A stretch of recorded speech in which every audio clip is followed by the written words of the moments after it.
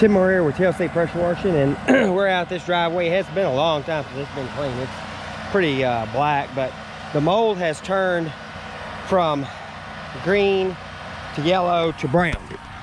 And you can see this is mold colonies right here.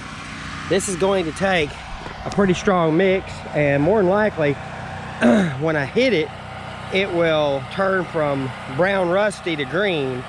And then it'll either need another mix on top of it to finish it off, or I may have to put another mix and then scrub it again. This may need 2 scrubbings and spots, but it is what it is. It'll look good.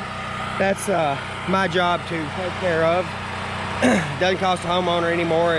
You know, the job is the job. So we're going to do the job. Tim Moore, TLC Floorcare.